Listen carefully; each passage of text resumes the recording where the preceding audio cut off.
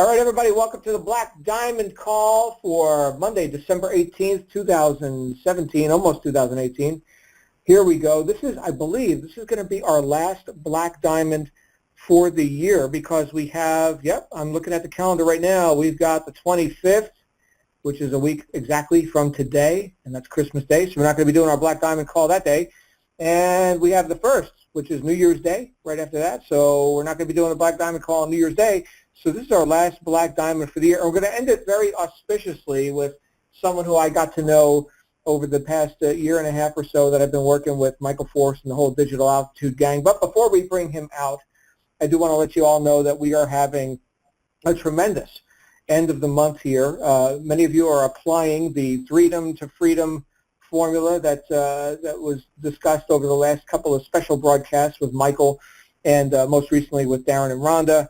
And simply, driving traffic, communicating with your prospects and customers, and teaching your team to do the same. These three things just keep showing up in the lives and businesses of top earners here in Digital Altitude. So happy days. And, of course, tonight we're going to be talking with one of our top earners right here on the Black Diamond Call, as is the agenda here whenever we get together each week. So the rules for the call are: take what you like and leave the rest. See how these ideas apply into your life and into your business. These ideas are for use. Okay, so whatever you hear tonight, see how they actually work in your life, not just for entertainment purposes, but actually do something with the information, right? That's the key. And then, of course, if I say anything that offends you, you'll get over it, because I tend to be a little bit loose with my mouth on this call sometimes and rattle a couple cages. So, but yeah, there we go. So what we're going to be talking about tonight, actually I don't know what we're going to be talking about. I don't have a topic, but I do have an awesome guest speaker, and I believe he is in Australia right now. Last time he hosted one of our live broadcasts, he was in, I think, Louisiana, if memory serves. And I am talking about none other than Justin Holland. How are you, Justin? Very well, John. Yes, I am in Australia, and the last time I did speak on this call was I was in New Orleans, actually. New Orleans. So yeah, I was with TJ Fennon, who I'm sure many of you guys have met and have seen all over the leaderboards as well. One of my close friends. So yeah, very happy to be here, John. And I can't believe we are literally just a few days away from Christmas. Wow. I know. Yep. And so now you're getting nice and toasty down there. Summer's coming. And we are freezing up here. And, yeah, absolutely. It's nice and warm in Melbourne at the moment. It's a balmy 30 degrees, which would be close to 90 for you guys over there. So yeah, feeling quite toasty. Love it. So what do you want to discuss here tonight, Justin? It's been a while since we've shared you with the whole crew here in Digital Altitude Land. I'm wondering where you'd like to go with all this. Yeah, I know people haven't really heard from me publicly for a little while, but I wanted to obviously talk about the trenches that I always dig myself in with my team, a little bit about myself and where I've come from and where I am today, and hopefully a few little nuggets that I can share with everyone.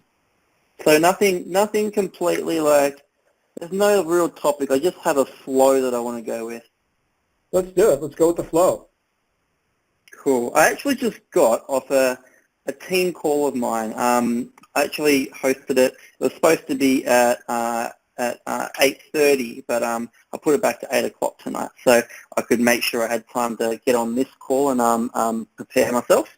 So I just got off a team call, and I had one of my lovely team members talking about how when she started betting on herself, now not in a gambler's way, but really challenging yourself and putting yourself out there. And I want to take you back to when I first took that bet on myself. I was 23 years old. I was working in electrical engineering, and I had a great job. I worked for a government department, earning $80,000 a year.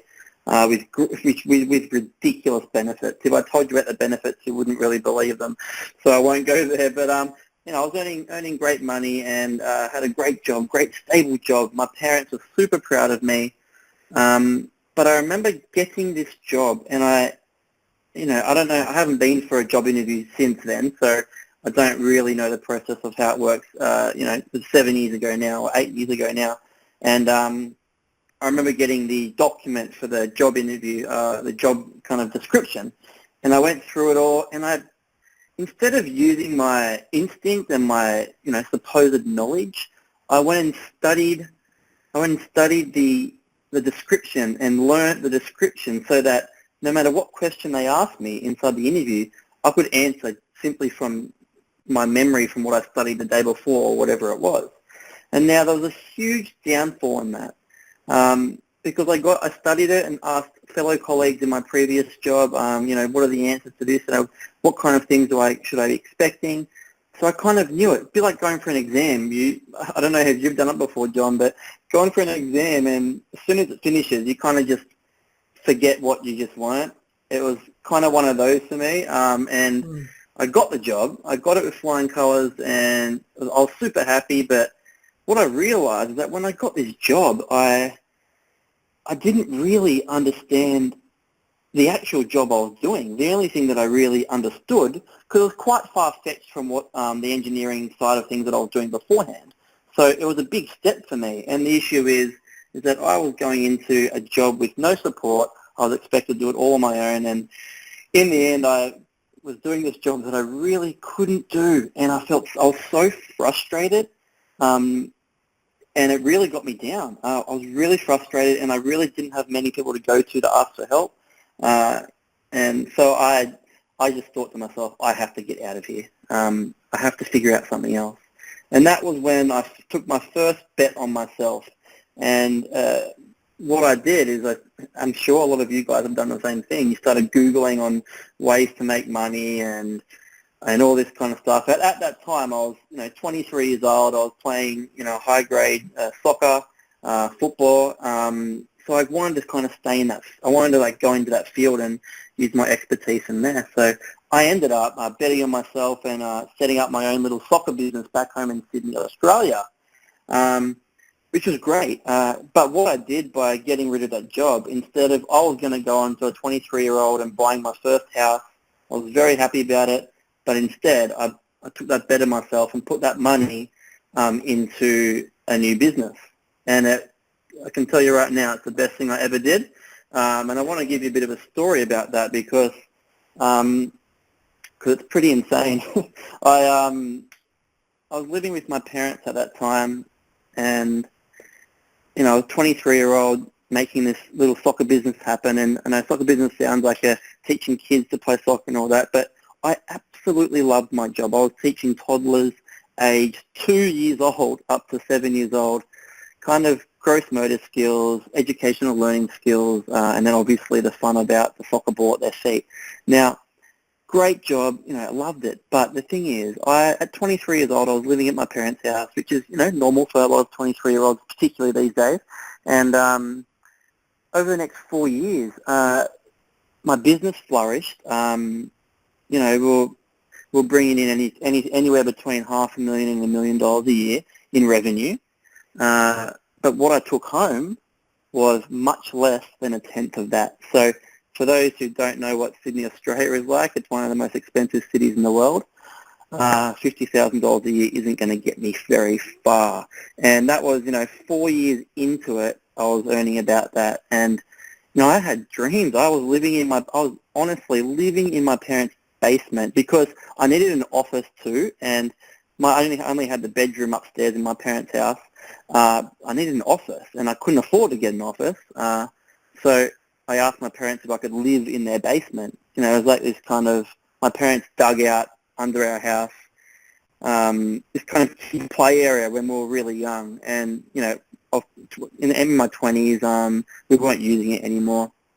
So I said, can I kind of build my business in there? And Mum's like, oh, okay, no problem. So she let me, which is great. And, I had a fantastic time in that basement building my business and, learning the ropes of, owning my own business.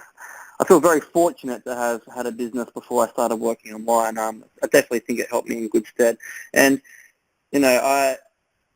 I was running this business, and I ended up at the end of the kind of venture that I was on, I was bringing in 600 kids per week paying $20 each. So as you can imagine, it's a fair bit of income coming in. But, the downside is I had 15 employees, had to hire out different venues and halls every single day, and my margins were just cut to basically nothing. And I was getting really stressed out about it. I was watching all my friends move out, buy their houses, or rent in a nice area, and all this kind of good stuff. And I was living at home in my parents' basement with less money than what I started with after that 4-year period. And it really, really, it got to me. And I think when I started, I was loving my job, so I didn't really think of it too much for a while, but I started to realize that even with the expansion that I've done, it's just nothing's happening. All the expenses are really catching up, and when I get bigger, the expenses just catch up even more. And Mum always used to come down every night. She used to come down and see me on the computer doing my, getting my classes ready for the next day, booking kids in for the classes, all that kind of good stuff. And she always used to say, "How are you, Justin? Are you doing all right today?" I'm like, "Yeah, Mum, great, fantastic." And little did she know that I was really struggling. I would sit at the computer kind of just staring at it because I knew that the next day I would kind of bring in the same amount of money and work 10 to 12 hours in that day to try and improve it, even if it's just a few dollars. And it was frustrating. I think when we get to it, the automation part of what we do online is something to behold of, really, because I had it pretty automated, so I thought, in this business. And I think after a few months of me kind of feeling like this, Mum came in and she looked at me and she's just like, "Justin, what's wrong?" And I remember she just kind of came and hugged me and just said, "What's wrong? Everything's going to be okay." And I'm just like, "I can't do this." So we shared a bottle of wine and we spoke about things, and she kind of knew that I wasn't going to do this job forever. And that was honestly, it was around the time that the tough pill to swallow, knowing that I've built this business over so long. People won't say it's too long, but it felt like an eternity to me, particularly living at my parents' house. And she knew I wasn't going to do it forever. And that was around the time that I started thinking again outside the box and betting on myself, and started, I remember first off, the first thing that I looked at online when I started Googling stuff was ClickBank, which I'm sure a lot of you guys have heard of before. And I screwed around with ClickBank for a month or so, and I just kind of threw it to the side. I'm like, "No, this is not for me." And then a few months later, something else popped up again, and I saw this guy on Facebook who was kind of traveling the world. He was an ex-plumber from New Zealand, and he just resonated with me so much, and I just sent him a message. And I don't know how many of you guys have connected with someone before in that kind of level, but it really, that connection is just something different to that you've ever seen before. And I'm still, he's one of my best mates now. Him and his partner, two of my best friends. We catch up multiple times a year all over the world, and I'm thankful for him to introducing me to the online world all those years ago. It's actually coming up to my 3rd anniversary, John. So it's pretty exciting. So that comes up in February 2018 when it'll be 3 years of me being online. And my journey online kind of just started then in February 2015, and a couple of months later I put my business up for sale, which was a huge relief, but everyone was just telling me, "What are you doing, Justin? What are you doing?"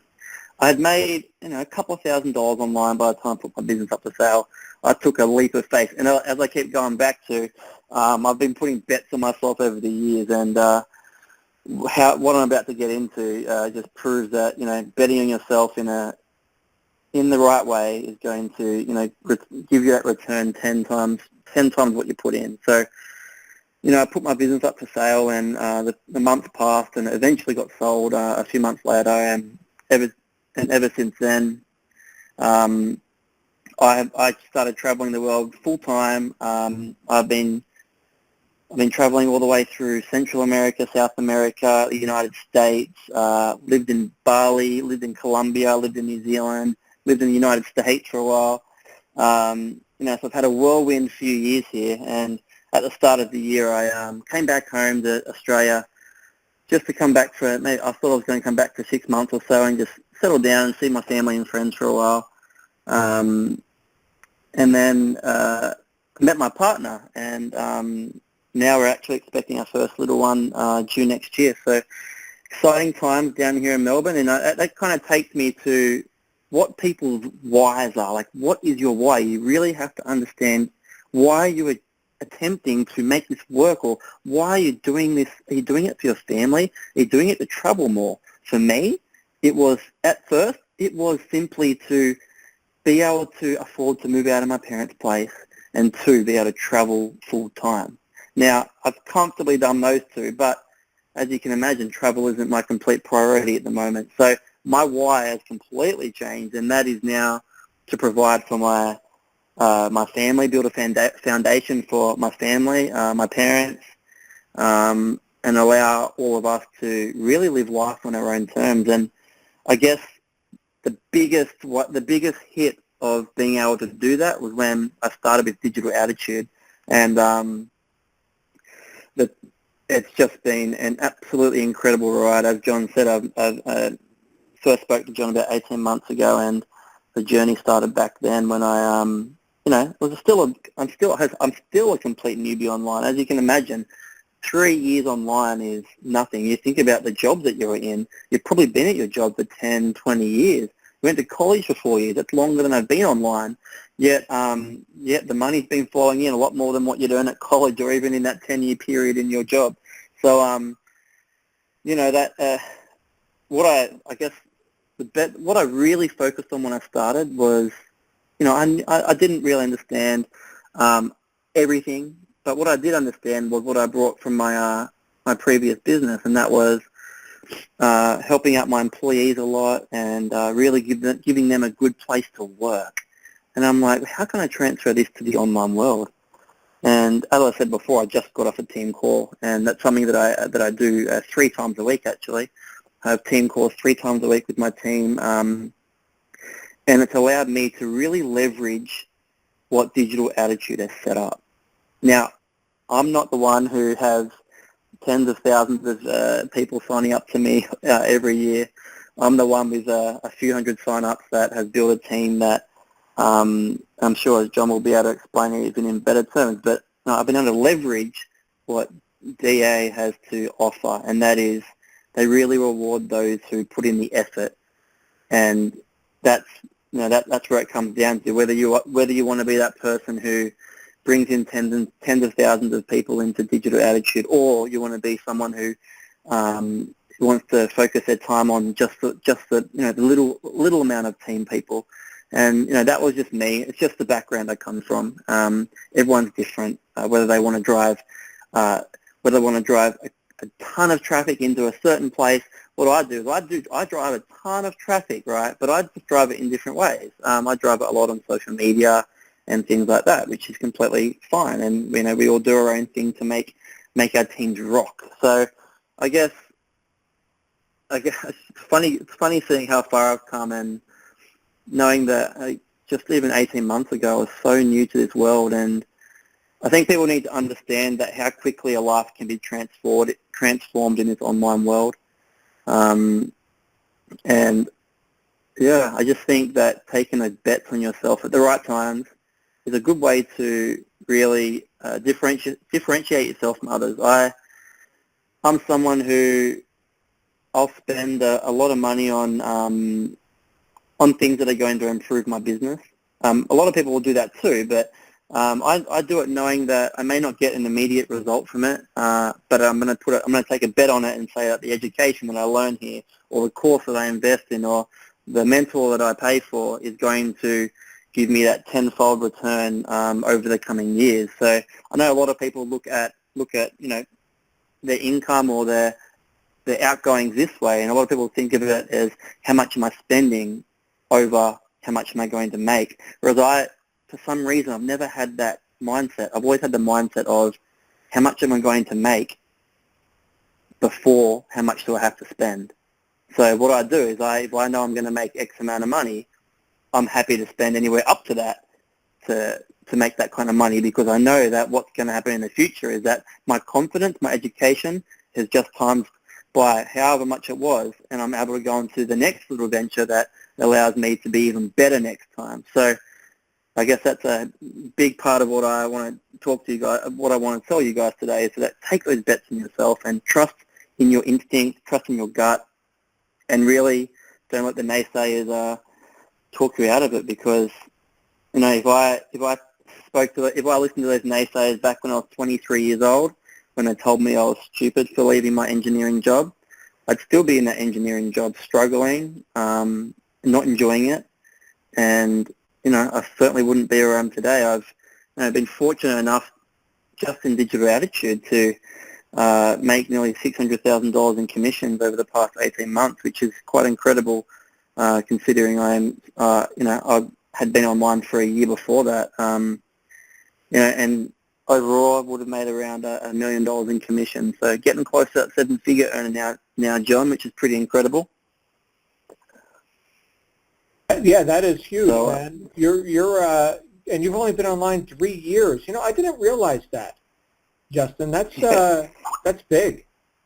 Wow, you're doing it. Yeah. You know, I remember when I first, not to make this about me, I'm just going to relate to your story a little bit. When I bet on me, because you're talking about betting on you, which sounds flippant, although it's not. I mean, you were a frustrated employee, right? Here comes mom and giving you hugs and wine and everything else. And I'm thinking, man, this guy was not doing so good. And then, you know, here you are, less than 3 years later, and earning the money, made a name for yourself. You've made your mark in this industry. A lot of people know who you are, and more people certainly will now, or, you know, once they hear this, the podcast, if they're not on, you know, the live session. But when I broke free, it was after years of struggle in a job. I started to think that maybe I just wasn't cut out to be an entrepreneur. But Justin, once I found a business model that was able to pay me what I was worth in my assessment, right?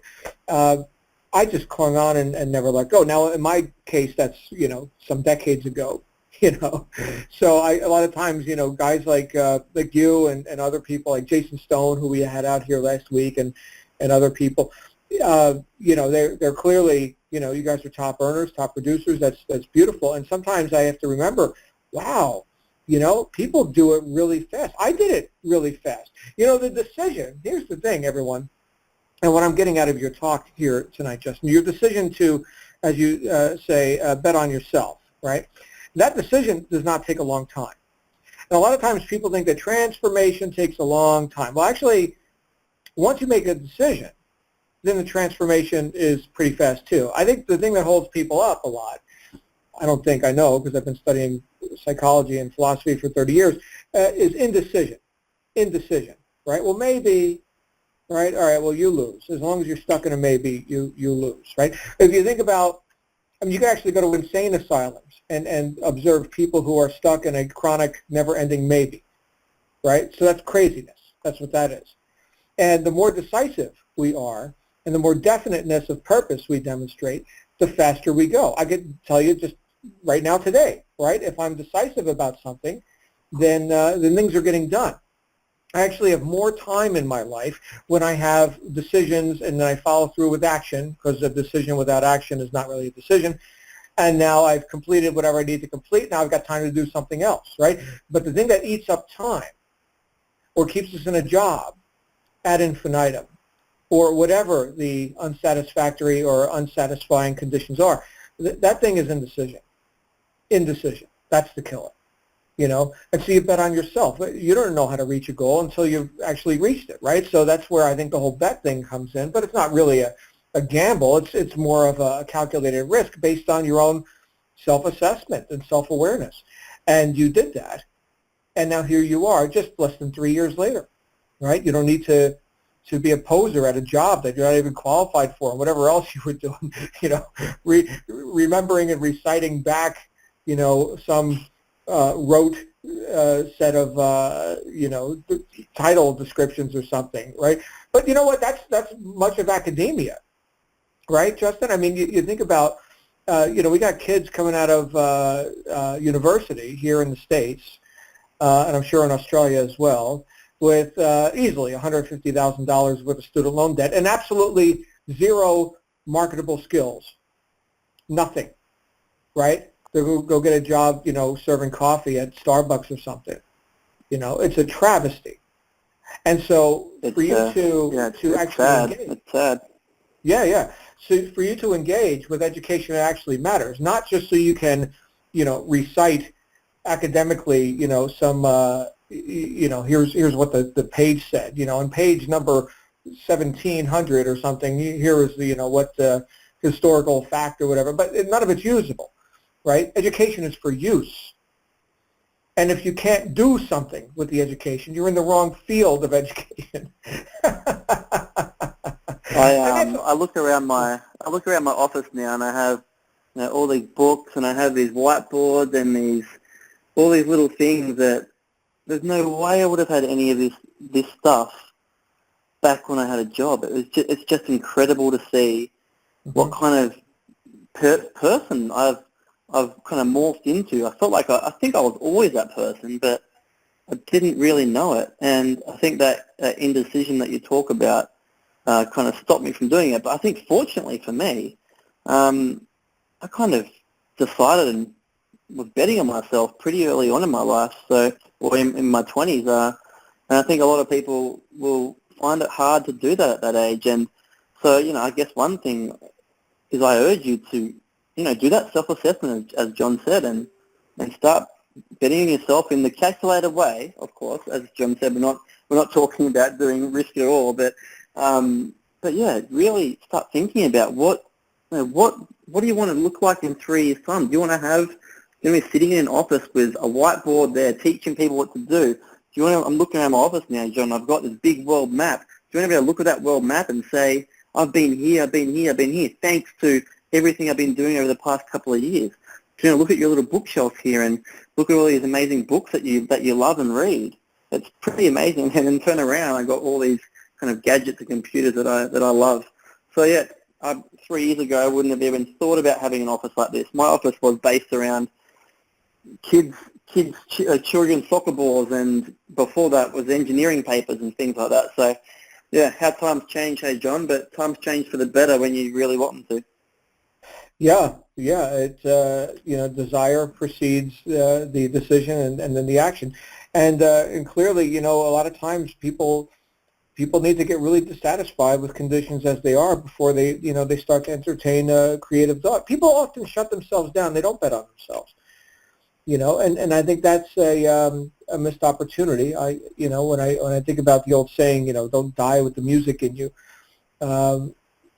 Here's the thing, Justin, and everyone, we're going to have an effect one way or another. We're going to have an effect. Maybe it's a pleasing one. Maybe it's a not pleasing one. Maybe it's one of just demonstrating, how to cause nothing in your life. That's still having an effect. But still, if we think about the deliberate choices that we make, whether that's something on autopilot, like going to a job every day, or whether that's delving into the most profitable and usable thing that you could learn if you want to increase your financial ability, and of course that is sales and marketing, which is statistically the highest paid profession in the world. Unless you look good in a bikini, shaking your butt on stage like Lady Gaga or whoever's popular. Justin, do you do the bikini dances? Is that you? Absolutely not, John. I don't think anyone should ever see me in a bikini. Okay, so then for guys like you and I, then we'll just we'll do sales and marketing then. So it's a bit more, as we will. Yeah, a bit more predictable. So yeah, and even like show business and stuff, not predictable. You can look at a bikini, but it doesn't mean you're getting paid. But the where am I going with this? I'm totally off the rails.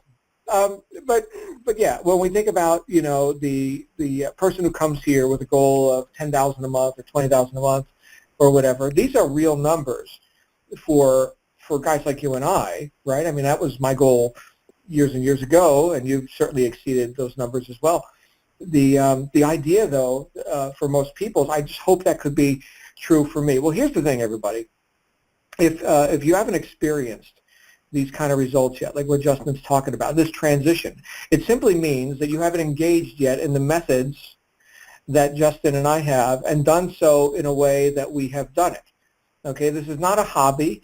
This is not a something that we'll try it out. And Justin, I do some coaching here, and I get to talk with people, most of which are very serious, and they want to go forward and reach actual goals, known goals, nothing vague. Okay, known goals, and that's very nice, very pleasing. Sometimes I'll encounter someone who they're going to try it out, and I know that they've got no shot. They don't even have a shot.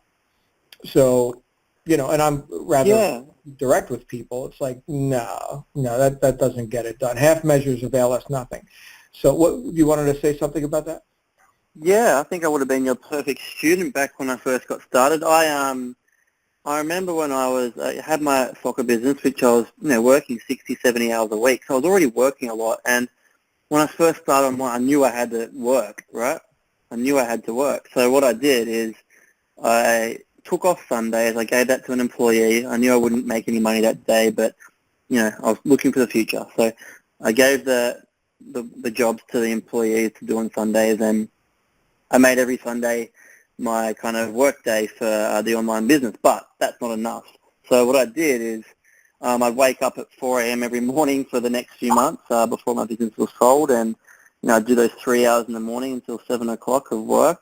With the online stuff, learning and implementing and moving forward, and then at night time, just before I kind of knocked off and went to bed, I'd spend an hour or two either reading or going through some trainings and the same type of stuff. And so I ended up doing 30 hours or so a week on my online business. And I know not everyone is capable of doing that, but if you want it that bad, you're probably going to make it happen. And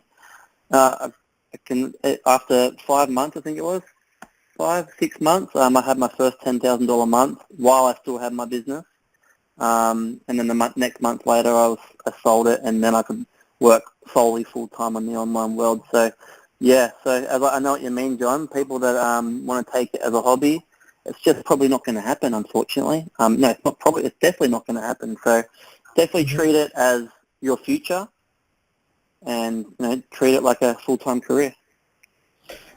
Absolutely. And the beauty of it too, Justin, is that you can do lifestyle kind of stuff, right? In some cases, like with our events, of course, you're going to exotic locations, and you're having business trips and drinking coconut juice and all that. That's very nice. Of course, that's also a business expense, right? I'm not a tax attorney, but I can tell you that we go on a bunch of business trips. But at the same time, you can also have lifestyle in the way that you have, like, you've got a child on the way. Congratulations, by the way. Very excited for you. And you can actually be there and participate in your life and in the lives of people who are important to you. That's a beautiful thing. Like right now, I'm traveling. I'm out.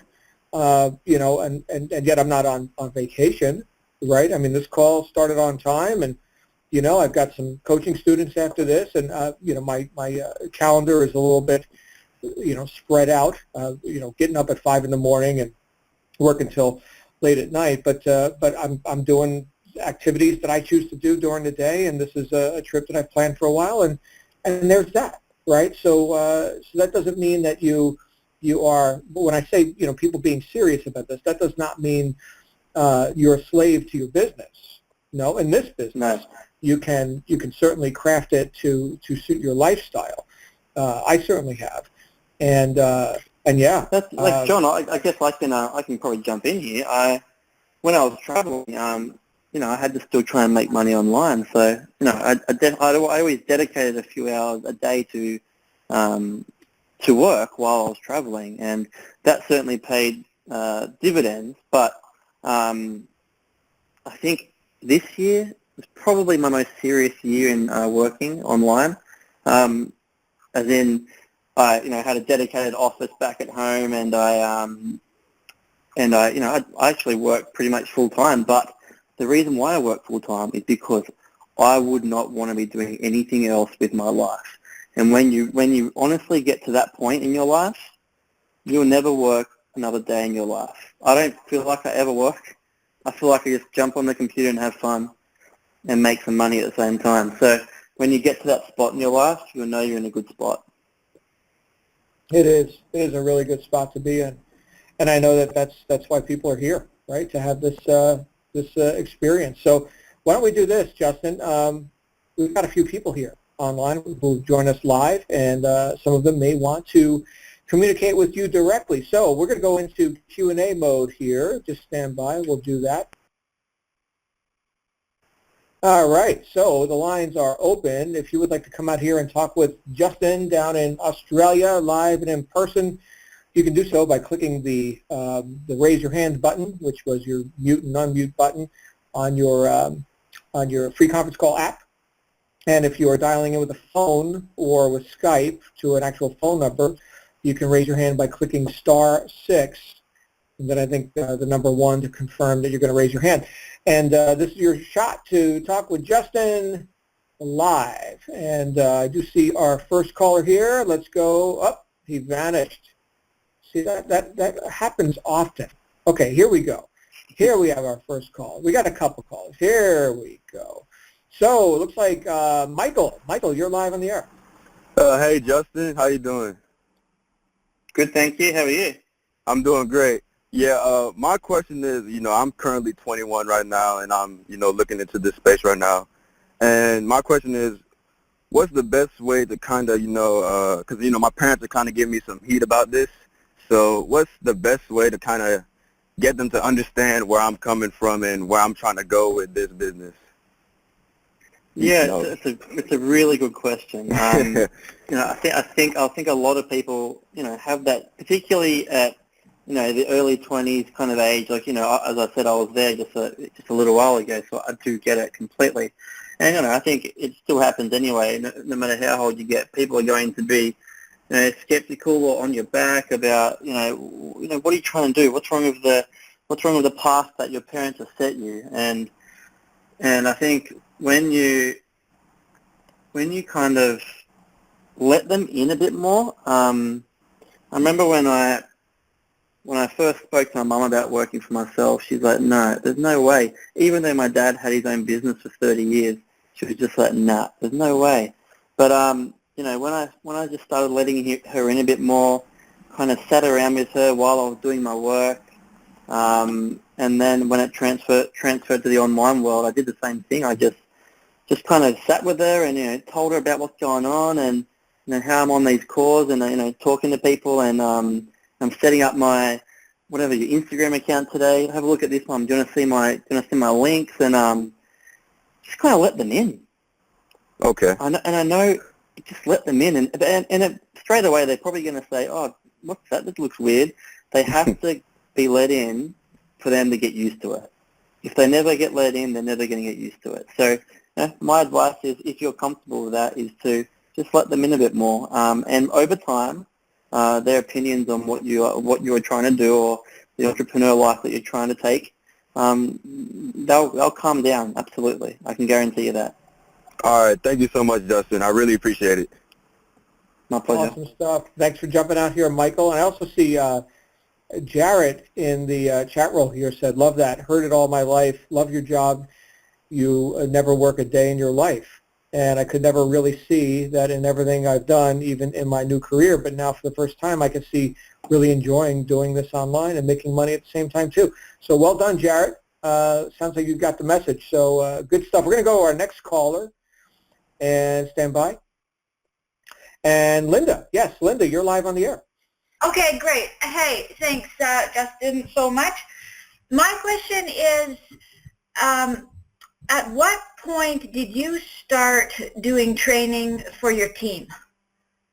Good question. Great question. I like this because I feel like it's one of my fortes, so happy to answer this one. What I actually did when I first started online, I did it without I didn't have a team or anything like that, so I didn't really have anyone to give training to. But what I did is I started making a catalog of training. So when I learned something, instead of just writing notes, I would, because a lot of what we do online, people, you know, we go through the digital attitude steps and you see videos, and PDF. So a lot of it is video.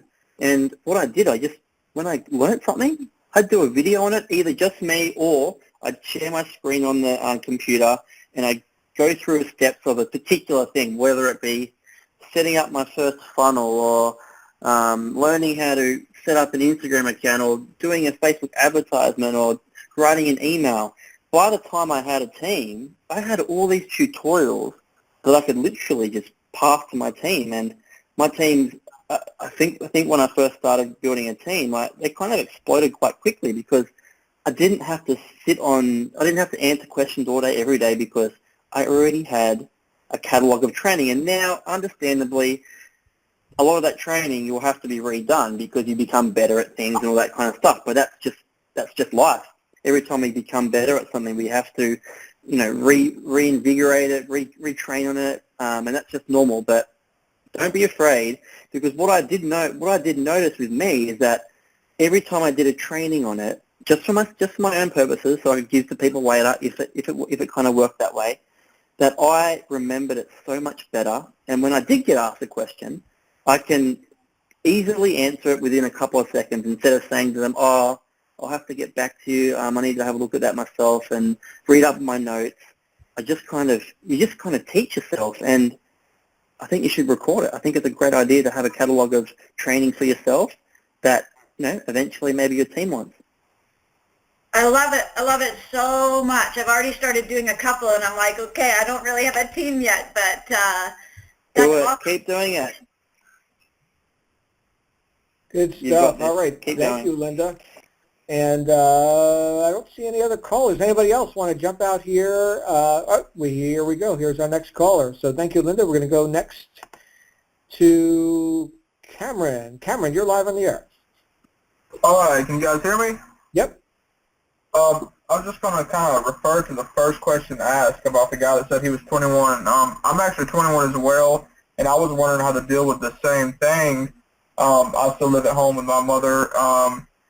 She was kind of skeptical about me starting everything with this as well, but once I actually started getting into and getting really involved with this, and she saw how committed I actually was to doing this and starting with this business, she started to realize that, hey, you know, he's really into something, and this isn't just something that's like a shiny object to him. It's just not a fad coming through, that he's really committed to doing something. And then at that point, when, like Justin was saying, when they're actually let in on what you're doing and they start understanding, they start to, you know, start to really feel what you're doing and start supporting what you're doing and, you know, things like that.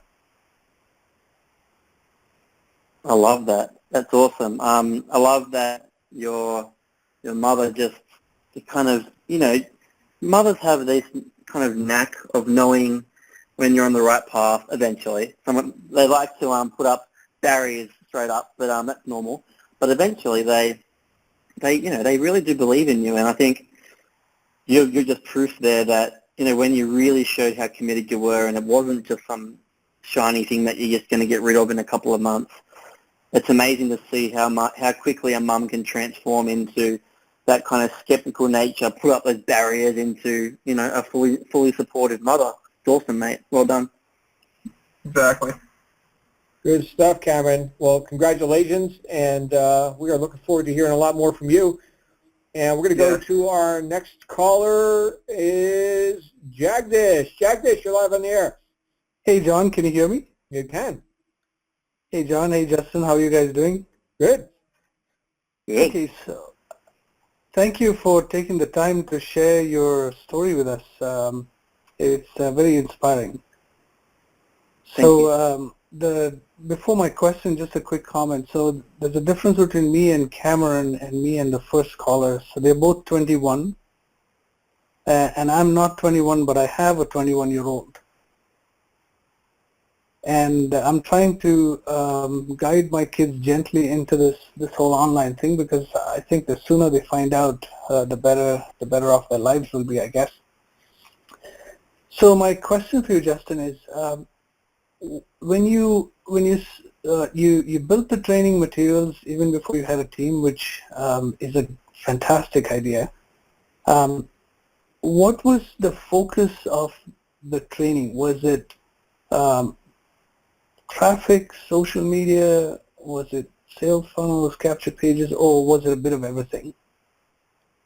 I guess, to be honest, a bit of everything. But I did focus on wanting to get people to look at my business. So first and foremost, it was traffic. So I've always based my traffic around social media. So it was a kind of a mix of learning social media better than I already did, and then implementing how can I build this, and then obviously with that you need your kind of capture page and your kind of video with it and your sales pages and stuff like that. So I got quite good at kind of the simple aspects of it. I never went too deep to start with.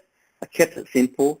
I learned how to kind of send traffic, did videos on it, and then I obviously at the same time learned how to do my capture pages and kept it simple, literally just very simple, and just worked at it really hard for a few months, and I started seeing some really great results. And yeah, I kept it quite simple. I wouldn't go too crazy. Just stick to a couple of things and really focus your time on a couple of things. If you go across 5 or 6 traffic methods, it's going to make it really hard for you to get a really good grasp on them all, and it's probably going to take 5 times the amount of time to get the results.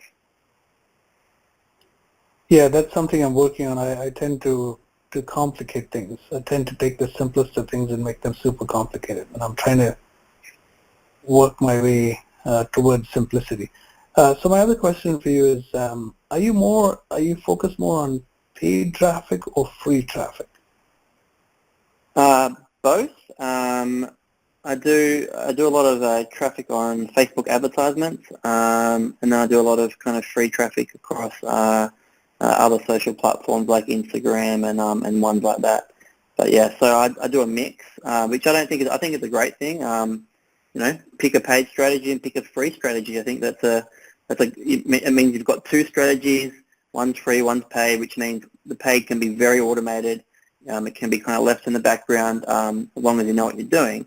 And then the free traffic, you can kind of implement that as you go and have some fun with it. The free traffic methods are always fun because it doesn't cost you anything, and you can kind of take risks and do random stuff.